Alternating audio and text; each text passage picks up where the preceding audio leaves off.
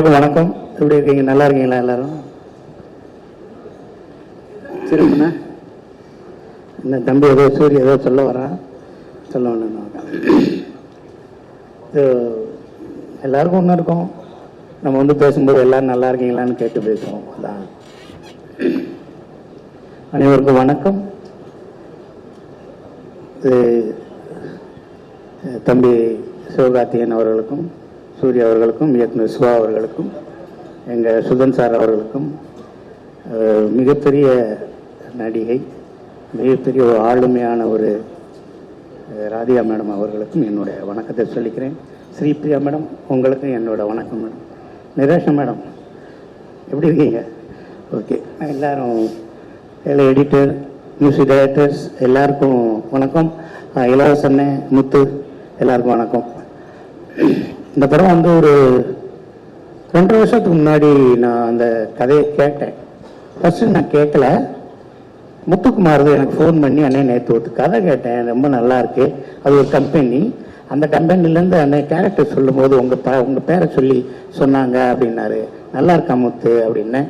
நல்லா இருக்கு, சூப்பராக இருக்குண்ணே, அது உங்கள் கேரக்டர் ரொம்ப நல்லா இருக்குண்ணே. சரி பண்ணுவோங்க எல்லாமே சொல்லுவாங்க. 2 மணி நேரம் அவர்கிட்ட அப்படியே கதையை கேட்டேன். அப்படி ஃபுல்லாக நேரேஷன் பண்ணார், அப்படி பேசினார். 2 மணி நேரம் எந்திரிச்சு போகவே முடியல அப்படின்லாம் சொன்னாங்க. நான் சத்தியமாக அவர்கிட்ட கதையே கேட்கல. அவர் என்கிட்ட ஒன்று கதை சொன்னதா சரித்திரமே இல்லை.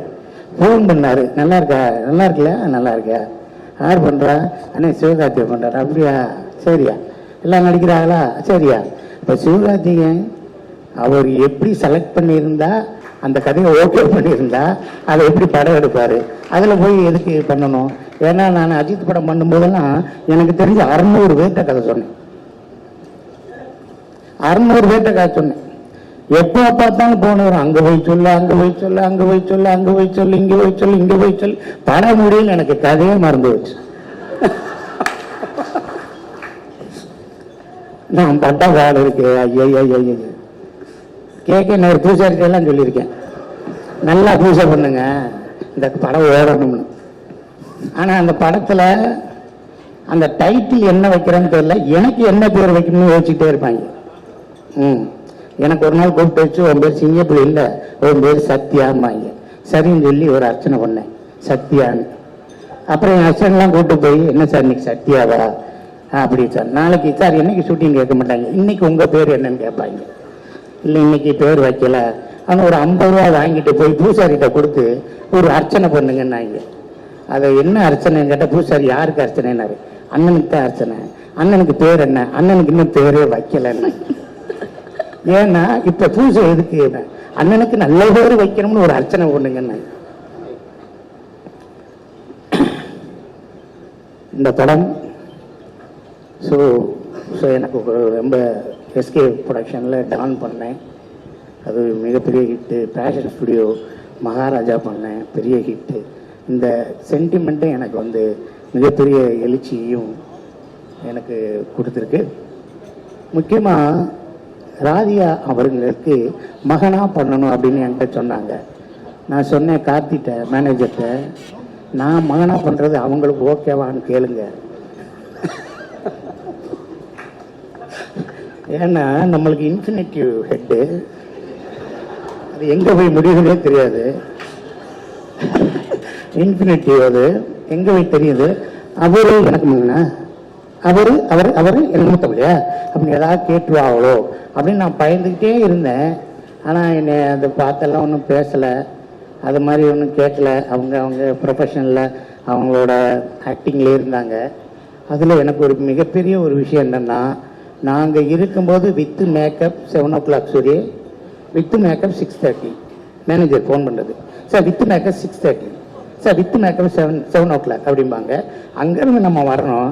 ஆனால் ராதிகா மேடம் வந்தாங்கன்னா அவங்க மேக்கப்புக்கு 3 மணி நேரம் ஆகும்ல, அப்போ தானே காம்படிஷன் ஆரம்பிக்கும். அப்போ 11 மணிக்கு வாங்கம்பாங்க. நான் கேரளில் கத்துவேன், வாழ்க ராதிகா, வாழ்க ராதிகா, வாழ்க ராதிகா. ஏன்னா இவங்க வந்து 11 மணி தானே ஆகும், நம்ம 10 மணிக்கு போனால் போதும்ல. இன்னைக்கு ராதிகா மேடம் ஊருக்கு போயிட்டாங்கன்னா திக்குனாரு, ஐயோ வித்து மேக்கப் 6:30. இந்த தாய் கிழவில ஒன்றே ஒன்று சொல்கிறேன் மேடம், எதுவும் இதை பற்றி ஓப்பனாக சொல்லக்கூடாதுன்னு சொல்லியிருக்காங்க. ஏன்னா என்னோட அன்பு மிகப்பெரிய அன்பான ஆள். சிங்கப்பிள்ளை நீ கதை சொல்கிற, எப்போ வேணாலும் பண்ணலாம் அப்படின்னு சொல்கிற. நான் ஜானகிராமன்லேருந்து வேலை பார்க்குற எங்கள் சரத்குமார் சார் வந்து சொன்னார், அவர்கிட்ட ஒர்க் பண்ணிக்கிட்டு இருக்கும்போது என்ன சொன்னார், அவரை நீங்கள் கட்சி ஆரம்பிக்கும்போது நான் தான் அவரை அப்படி இடுப்பில் வச்சு அப்படி தூக்கி சேரிங் கிராஸ் ஹோட்டலில் அன்னைக்கு இரவு சொன்னேன் நான், நீங்கள் கட்சி ஆரம்பிங்க சார், நீங்கள் பாருங்கள் ஒரு கட்சி தலைவராகவே நான் அன்றைக்கி சொன்னேன். நான் ஹவாலியான்னு ஒரு சாங் நடந்துச்சு, அவர் ஆக்சிடென்ட் ஆகி அவர் கோவா ஷூட்டிங் வர முடியாமல் போச்சு. அசிஸ்டன்ட் கேமராமேனாக இருந்தார். ஸோ எனக்கும் அவருக்கு ஒரு மிகப்பெரிய ஒரு பந்தம் இருக்குது. அவர் வந்து நீ அவ்வளோ நேசிப்பார். அவரே சொல்லிட்டு போயிட்டார், நீ கமல்ஹாசன் ரசிகராக நடிச்சிருக்கேன்னு. ராதிகா மேடமோட மேக்கப் மேன் தான் எனக்கு வந்து ஒரு கமல்ஹாசன் மாதிரி ஒரு டாட்டு வந்து இப்படி குத்தி ஒரு டாட்டு குத்திருந்தாங்க. அந்த டாட்டு வந்து நீங்கள் 27 நீங்கள் பாருங்கள். இது வரைக்கும் கமல்ஹாசன் ரசிகராக யார் நடிச்சிருக்காங்கன்னு தெரியல, இனிமேல் யார் நடிக்க போகிறாங்கன்னு தெரியல. ஆனால் எனக்கு சிவா கொடுத்த இந்த கமல்ஹாசன் ரசிகரா கமல் உப்ளியான், என் பேர் என்னை உப்ளியான், ஆனால் எனக்கு கமல் உப்ளியான் நான் மாற்றிக்கிட்டேன். என் மனைவி பேர் அபிராமி, என் மகன் பேர் சுருதிஹாசன், என் மகன் பேர் சுருதிஹாசன், என் மகன் பேர் கமல்ஹாசன். இந்த படத்தில் நடிச்சிருக்கேன். இனிமேல் நான் சவால் விடுறேன், என்னை மாதிரி கமல் ரசிகனா யாராவது ஒருத்தர் நடிக்க சொல்லுங்கப்பா.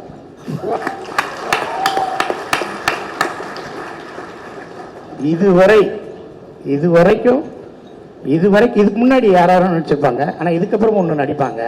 ஆனால் ஒரு மதுரை மாவட்டத்தில் பிறந்த ஒருத்தன் கமல் வெறியன்னு ஒருத்தர் இருப்பான்ல, கமலுக்கு எப்படி ரத்தத்தை பாய்ச்சோம்ல, மண்ணில் விடுவான்ல, அது மாதிரி அவரோட ரசிகராக நான் பண்ணியிருக்கேன். அது சார் ப்ரொஜெக்ஷன் பார்க்கும்போது ரொம்ப ரசித்தாராம், சிரிச்சாராம். அதோட ஃபுல் கிரெடிட் கோஸ் டு என் தம்பி சிவா டைரக்டர். தம்பி நிறைய எழுதியிருந்தார், நானும் கொஞ்சம் லேசாக போட்டேன். வேணாம்னே சொல்ல, பண்ணலாம்னே அப்படிங்கிற அந்த எண்ணம் இருக்குது பாருங்க. அதை நீ எடுத்துக்கப்பா, நீ அப்புறமேல் பின்னாடி கட் பண்ணுவேன் அப்படின்னு. இல்லை நீ பேசுங்கண்ணே என்ன. அந்த தம்பியோட எண்ணம் ரொம்ப நல்லா இருந்துச்சு. இந்த படம் அது பேஷன் ஸ்டுடியோவாகட்டும், எஸ்கே ப்ரொடக்ஷனாக இருக்கட்டும், மேடத்துக்காகட்டும், ஒரு மிகப்பெரிய ஒரு பிளாட்ஃபார்மை கொண்டு போய் சேர்க்கும் அப்படிங்கிறது எனக்கு ஒரு மிகப்பெரிய நம்பிக்கை இருக்குது. ஒரு தகவலை மட்டும் நான் சொல்லிக்கிறேன். நான் 87 சினிமாவில் இருக்கேன், 87. பட் 88 நான் பெங்களூர் இன்ஜினியரிங் போயிட்டேன். அப்புறமேல ஃபுல் நான் 92, 93 தான் இன்ஜினியரிங் முடிச்சுட்டு நான் இங்கே வந்தேன். இங்கே வந்து 92 இப்போ 2026 வரைக்கும் இருக்கேன். தீவிரமான ரஜினி ரசிகன். ஆனால் இந்த படத்தில் எனக்கு கமலஹாசன் ரசிகனா என் தம்பி நடிக்க வச்சிருக்காரு. ஒன்றே ஒன்று மட்டும் சொல்லிக்கிறேன், இது வரைக்கும் நான் கமல் சாரை பார்த்ததே இல்லை. இதுவரை நான் கமலஹாசன் சாரை எங்கேயுமே பார்த்ததே இல்லை. அந்த வந்தாரு, அந்த போறாரு, அந்த விளையாட உட்காந்துட்டாரு, அங்கே இருக்காரு, இங்கே இருக்காரு, அங்கே அந்த போற அப்படின்னு ஒன்று இருக்குல்ல, இதுவரை நான் பார்த்ததே இல்லை. நான் பார்க்குற சந்தர்ப்பமும் எனக்கு கிடைத்ததில்லை. அருணாச்சலம் ரஜினி சார் என்னை அசிஸ்டன்ட் டைரக்டராக அருணாச்சலத்தில் என்னை சேர்த்து விட்டார். இப்போ இருந்து எல்லா நடிகரையும் பார்த்துட்டேன், மேக்சிமம் எல்லா நடிகைகளுடையும் பேசிட்டேன், எல்லா டெக்னீஷியனோடும் பழகியிருக்கேன். ஆனால் அஜித்தை வச்சு சூர்யா வச்சு படங்கள்லாம் பண்ணியிருக்கேன், ஒரு 50 படம் கதை வசனம் எழுதியிருக்கேன். ஆனால் இன்னமும் அந்த மனிதனை நான் பார்க்கவே இல்லை.